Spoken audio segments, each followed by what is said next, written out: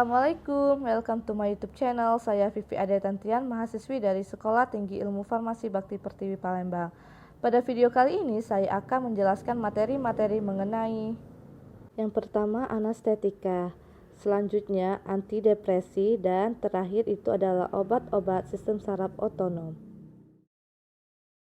Baiklah, adapun poin-poin yang akan saya sampaikan setiap materinya. Pertama ada pengertian, kedua ada penggolongan dan contoh senyawa obat, ketiga ada mekanisme kerja obat dan efek samping, keempat yaitu interaksi obat serta obat yang ada di pasaran.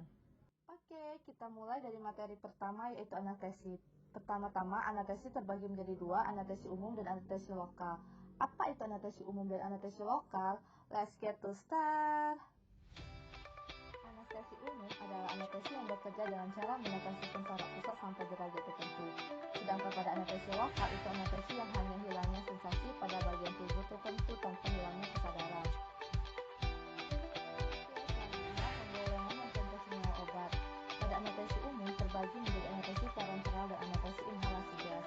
Dan anestesi lokal ada anestesi topikal dan anestesi infiltrasi. Anestesi umum pertama pada anestesi parenteral, anestesi ini berupa cairan dalam gas jumlah secara bau. Contoh senyawanya yaitu pada tiopental, propofol, ketamine, dan etanibat. Kedua ada anestesi inhalasi gas, di mana anestesi ini mempertahankan kondisi anestesi setelah induksi anestesi oleh anestesi parenteral. Contoh senyawanya pada isofluran yang memiliki efek samping apabila menurunkan tekanan arteri dan menurunkan metabolisme pada otak. Selanjutnya anestesi lokal, yang pertama anestesi topikal yang memiliki efek anestesi plus vasokonstriksi. Contoh senyawanya pada tetrakain, lidokain, benzokain, fosfimetaikain, dan oksibutrokain. Kedua, anestesi infiltrasi atau sering disebut dengan injeksi. Pada anestesi ini sering dikombinasi dengan vasokonstriktor atau epinefrin untuk memperpanjang efek anestesi. Contoh senyawanya lidokain yang memiliki efek samping apabila diberikan dengan dosis tinggi maka akan mengalami kejang, koma, dan henti nafas. Selanjutnya mekanisme kerja anestesi. Dari skema tabung menggambarkan bagian akson dari suatu saraf di perisa sensorik dan motorik.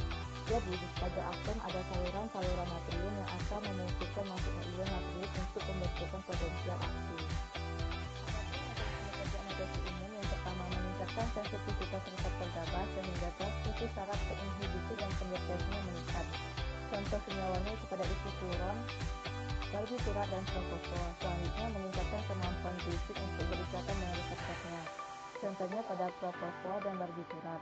Dan terakhir menghambat reseptor NMDA yaitu ketamin, siklopropan, FO, dan xenon. Selanjutnya mekanisme kerja anestesi lokal itu menghambat konduksi sinyal melalui penghambatan masuknya ion natrium pada salurannya sehingga mencegah potensial aksi. Dan penghambatan konduksinya lumpuhnya saraf motorik dan sensorik pada area tertentu. Interaksi obat anestesi umum yaitu propofol dan baclofen apabila diberikan bersamaan maka akan mengalami kejang saraf selama induksi. Dan selain itu interaksi obatnya dapat meningkatkan resiko bradykia, hipotensi atau penurunan suara jantung dengan anestesi halogen, dan juga dapat meningkatkan resiko hipotensi dengan agen antihipertensi. Pada interaksi obat anestesi lokal itu pada tetrakain plus anticholinesterase dapat meningkatkan kadar tetrakain, dan pada benzokain plus anticholinesterase itu dapat menghambat metabolisme benzokain. Selanjutnya ada contoh sediaan obat yang ada di pasaran, yaitu ampul natrium tiopental 500 mg dan 100 mg, Cefodex cairan inhalasi 250 ml. Dan masih banyak lagi contoh-contoh sediaan obat anestesi yang ada di pasaran. Itu saja materi anestesi yang bisa saya sampaikan, semoga kalian paham. Oke, selanjutnya tentang antidepresi. Apa itu antidepresi? Depresi adalah gangguan perasaan yang ditandai hilangnya kegembiraan, pesimis, dan khawatir. Penyebab depresi karena kekurangan neurotransmitter excitatory monoamin yaitu pada norepinefrin, serotonin, dan dopamin. Selanjutnya mekanisme kerja pada depresi. Check it out. According to classical amine hypothesis, norepinephrine and serotonin released from presynaptic storage vesicles might induce emotional excitation after binding to their postsynaptic receptors. The major principles of antidepressant groups is to increase the concentration of these amines at their postsynaptic receptors. This can be achieved by different ways. The tricyclic antidepressant, known as TCA group, And the serotonin and norepinephrine reuptake inhibitors, known as SNRIs group, work through more or less similar mechanisms by non-selectively inhibiting the presynaptic reuptake of both serotonin and norepinephrine. TCAs include imipramine and amitriptyline. Examples of SNRIs are venlafaxine and desvenlafaxine.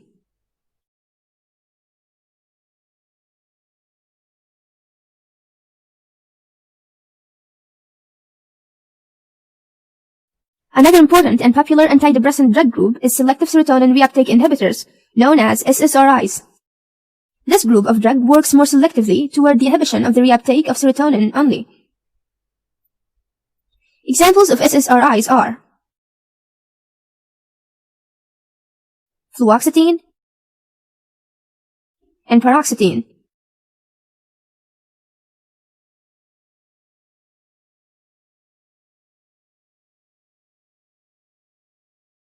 Naturally, many amines are degraded in the presynaptic neuron bodies by monoamine oxidase enzyme, which is known as MAO enzyme.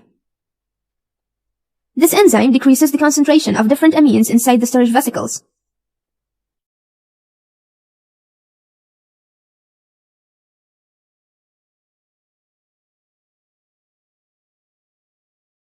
The activity of this enzyme can be effectively inhibited by a group of antidepressant drugs called MAO inhibitors.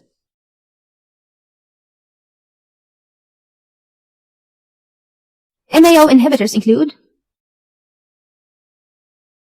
phenelzine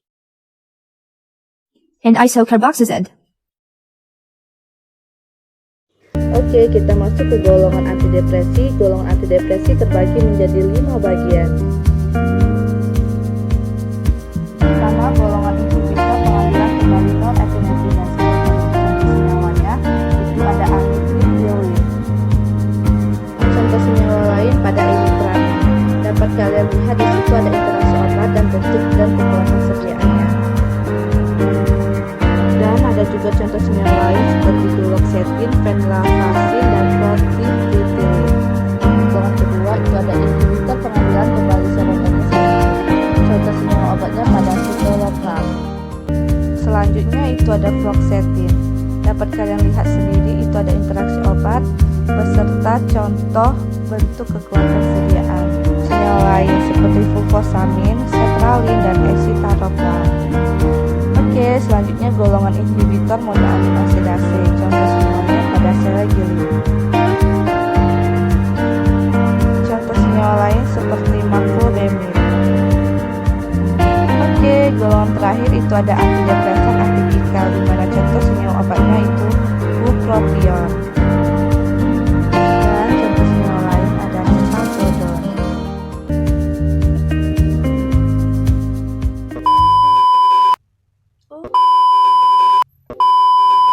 Oke, itu tadi 2 materi yang udah aku coba jelasin. Semoga bermanfaat. Next, the last video. Pada materi terakhir itu tentang obat-obat yang bekerja pada sistem saraf otonom.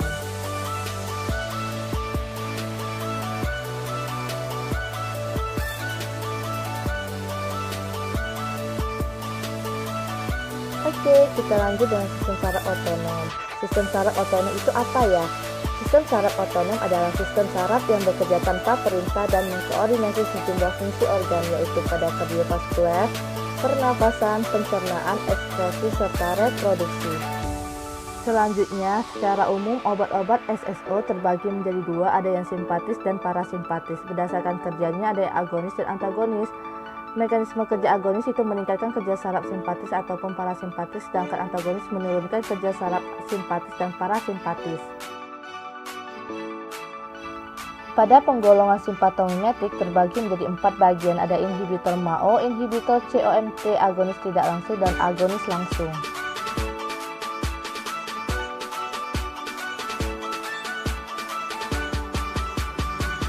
Oke, golongan pertama inhibitor monoamin oksidase atau sering disebut dengan MAO, di mana contoh senyawa obatnya yaitu ada tranisilpromil.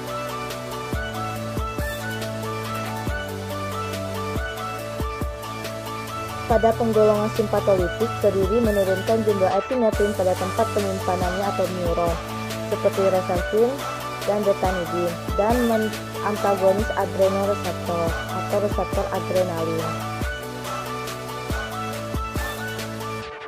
Dan salah satu contoh senyawa obatnya seperti propanolol.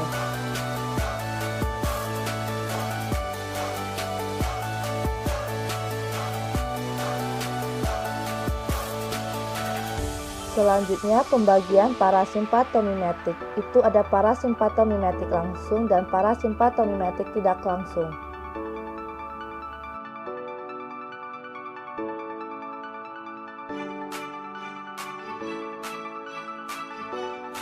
Dan salah satu contoh senyawa parasimpatomimetik yaitu pada karbakol. Contoh sediaan obatnya yaitu Miostat intraokuler 0,01% vial. Selanjutnya pada efek samping parasimpatomimetik. Yang pertama diaforesis, yaitu mengeluarkan keringat karena stres ataupun depresi. Kedua diare, kram perut, hipotensi serta sulit mengakomodasi mata.